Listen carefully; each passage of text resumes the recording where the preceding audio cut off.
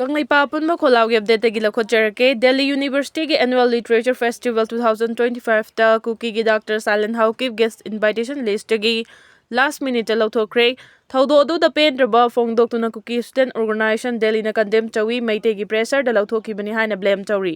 MLA Singh Punsenduna Anobalenga Amasem na Honari Arun Kumar Center na Luchingba Khalak Trabaso BJP MLA Singh Marakti Luchingba Khanduna Lengak Singmani L Ramesor N Biren Masana Fam Thadokibana Chief Minister Oina Amuk Halaklaroi MLA Lorem Ramesor Infaliski Kurai Ahongay de Laiba Mitay Lining Lufki Nauna Saba Mitay Sanglen Haina Mingtonba Sanglen among Asi Wangkai Kendragi MLA Tangzam Arun Kumar na Sangakre Sangabagi Thoromaduda Kairau Kendragi MLA Lorem Ramesor Mitay Lining Lufki Luchingba Chingsubam Mono Mitay Imphal Municipal Council Ward number 23 gi Cooperator Lausangbam Romola Amadi Kunai Thaupangloi Moirangthem Profulo Sarugyaki Thoromaduga Mari Lenana MLA Tangzam Arun Kumar Hai Mitay Lining Yokhatna Bahona Bada Achoba Thaudang Loramba Miam Giluching Purel Oza Akabana Hodok Lamba Mitay Lining Loop Asegi Sanglen Asi Matamga Chunaba Mong the Mahana Kachaduna Semgatpani Lake Hidrabaluching Basigi Liching Makada Ahongay gi Lifeam Asi Sangot Pirambani Lifeam Asi Mitay Lining But Hazaba Singi Oina Senglaba Lifeamni Furup Ama Haibasi Masagi Lining Lysol Amadi Culture Natakpani Masagi Lining Amadi Culture Mangkaba Furup Adu Hingna Sibaga Pankani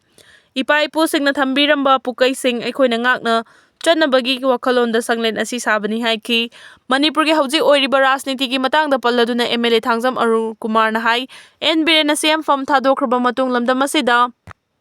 Rasniti ki Oiba Charang Naba Ama Leragli Anobalenga Amasem na Honaringai Cherakta Aingi Kanglon Sing Ngak to Tambang Naba State Asida President Rule Tamlakpani Lawi Miam the Nungaitaba Pohaliba si Kok Naba Legislature Sing na Hona Minabachangi Hai Bagaloina na BJP Amadi Party Sigatat Minariba MLA Singh Punsenduna Atuba the state Asida Nobalenga Amasem Nava Center Amadi Party ki state leader Singa Kadna Tanari BJP MLA Singi Marakta Fam Munabagi Wafam Lake Center na Luchingba Khalakpada Yenabalagani Thazade Haiki Thoramadu the Saruyakiba Kairau Kendragi MLA Lorembam Ramesorna Paumi Sing the Hai Nong Thomam Biren Masana CM Pamdagi resign Taukibani Mahak Amuhana Chief Minister Oirakani Thazade Athubada Miam na Pamba Luchingba Khanduna Lengak Sem na Honari Central Leader Sing na Sumatik Chaba Luchingba Amasoid na Hablakani Haibagi Thazabalay Karigumba Khalak Trabasu Party ki State President Katana Raga BJP MLA Luchingba Ama Khalaga Lengak Sengmani BJP MLA Singi Marakta Nungainadaba Yanadaba Laiti Hana Leramba Luchingba gi Mathakta Yaningdaba Amadi Nungaitaba Kaya Laikrabasu Hauzikti Laitre Miamgi Ihul Khangna Lengak Soidina Sengmani Haiki BJP na government sembagi MLA Sing Masing Suna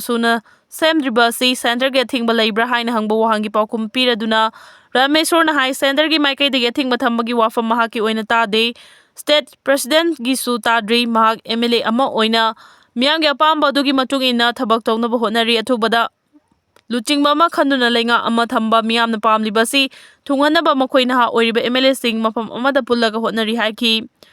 Mang Hai Hauzik Laiba Piba Masida Lenga Ama Laiba Haibasi Pum Yamna Moma Tautai Loinana State Asida President Rule Sangthana Thamdanaba Amadi Irang Loisindringai Khulngak Pasing Phaba Punba Taudanaba Loinana Micha Miam Hena Wanaba Amadi Irang Thorakpa Yaba Thorang Amada Taubidanaba Haizaba Yaba Mafam Sing the Haikre Fazin Kiba Khulngak Pasing Thadoraknaba Mahaki Maikai Digi Honaba Yaba Honari Haina MLA Sina Makatari